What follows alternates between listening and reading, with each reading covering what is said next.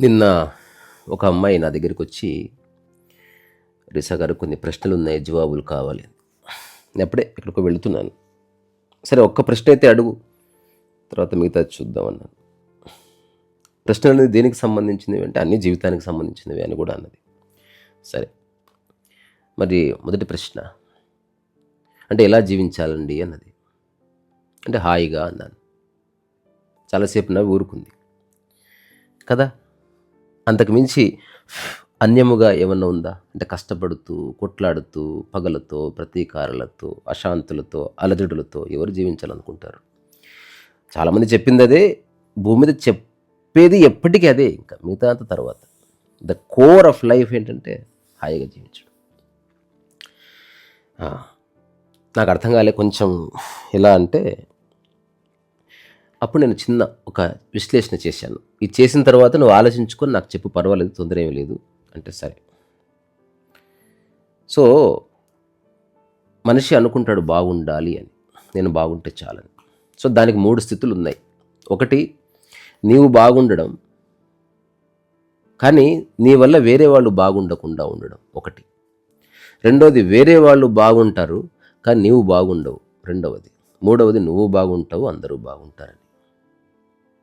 అప్పుడు కాస్త ఆసక్తిగా నేను రాసుకుంటాను, మళ్ళీ చెప్పండి అంటే చెప్పాను. నువ్వు బాగున్నావు కానీ నీ చుట్టూ ఉన్న వాళ్ళు బాగాలేరు నీ వల్ల. రెండవది, అందరూ బాగున్నారు నీ వల్ల కానీ నువ్వు బాగాలేవు. మూడవది, నీవు బాగున్నావు అందరూ బాగున్నారు, ఇంతకు మించి మరేమీ లేదు. ఇదేదో చాలా బాగుంది, కాస్త వివరిస్తారా అంటే తప్పకుండా వివరిస్తాను. ఒక వ్యక్తి చాలా కష్టపడతాడు తన పిల్లల్ని కాపాడాలని, లేకపోతే తన కుటుంబాన్ని సెటిల్ చేయాలని, లేకపోతే ఏదేదో చేస్తాడు తను. సో అందరూ బాగుంటారు కానీ వ్యక్తిగతంగా తను బాగుండడు.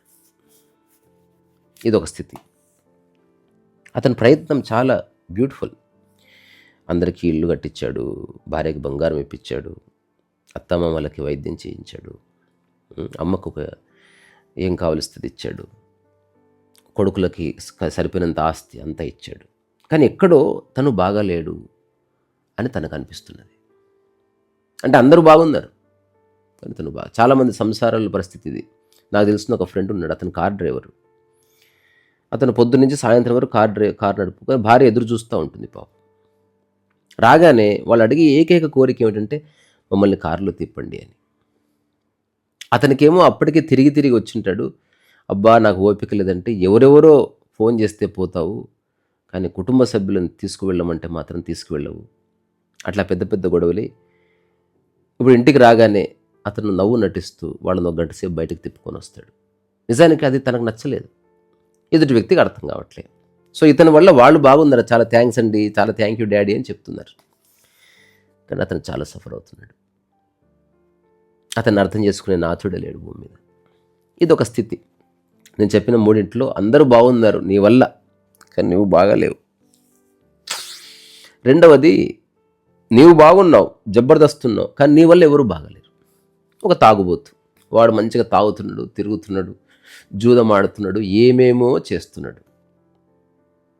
నువ్వు చాలా బాగున్నాడు ఆ వ్యక్తి, కానీ అతని వల్ల ఎవరు బాగాలేరు. భార్య బాధపడుతుంది, కొడుకు బాధపడుతున్నాడు, సమాజం బాధపడుతుంది, వ్యవస్థ ఇబ్బంది పడుతుంది. పోతుంటే పోతుంటే కుక్కని దన్నాడు, కుక్క ఇబ్బంది పడ్డది. ఇది ఒక స్థితి. అంటే తాను బాగున్నాడు, ఎవరెటు పోయినా పర్వాలేదు అనుకున్నాడు, కానీ తన ఇంపాక్ట్ ఉంటుంది. నువ్వు ఒక ప్రకాశం, అది అందరి మీద పడుతుంది. అది కొన్నిసార్లు మంటలాగాను, కొన్నిసార్లు చల్లని వెన్నెల్లాగాను పడుతుంది. కొందరి ప్రభావం వేరే వాళ్ళ మీద పడ్డప్పుడు హాయిగా ఉంటుంది, కొందరిది పడ్డప్పుడు కొంచెం కాలుతుంది. ఇప్పుడు నువ్వు బాగుంటే చాలు అని నువ్వు స్వార్థం అంటే ఇదే.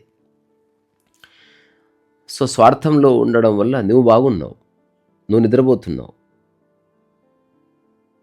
నువ్వు తాగుతున్నావు, నువ్వు తిరుగుతున్నావు, అంత బాగున్నాయి. కానీ నీ చుట్టుపక్కల ఉన్న వాళ్ళ వైపు ఒక్కసారి కూడా ఆలోచించలేదు. You have no interest.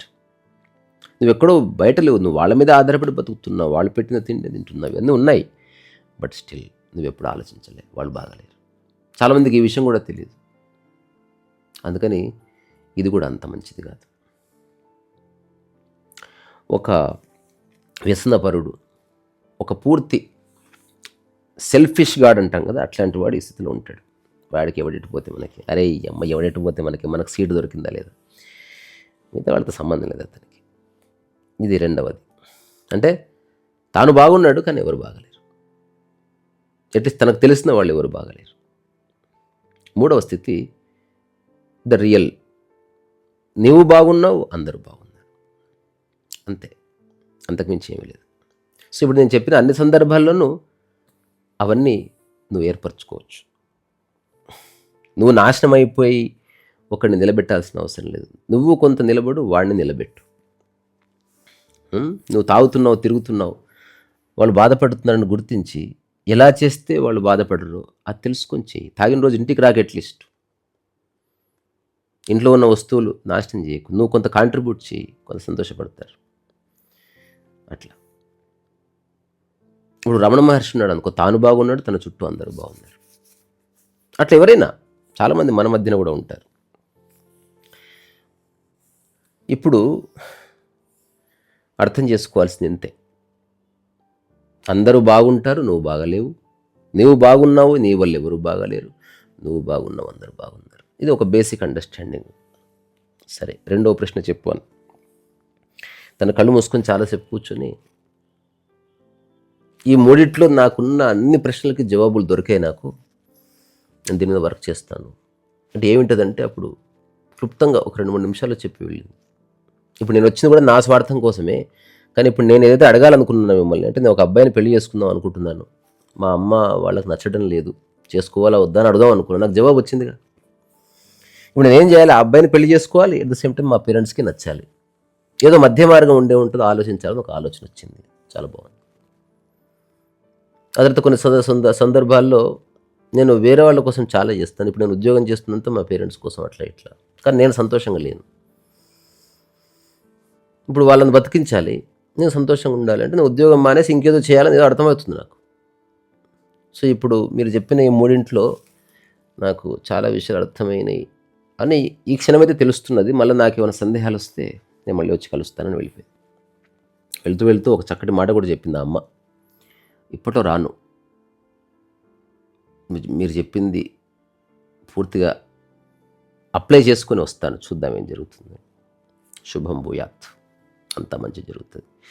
ఆచరించేవాడు, ఎరుకలో ఆచరించేవాడు, సమగ్ర ఎరుకలో ఆచరించేవాడు, అలా స్థితుల్లో బాగుంటుంది లైఫ్.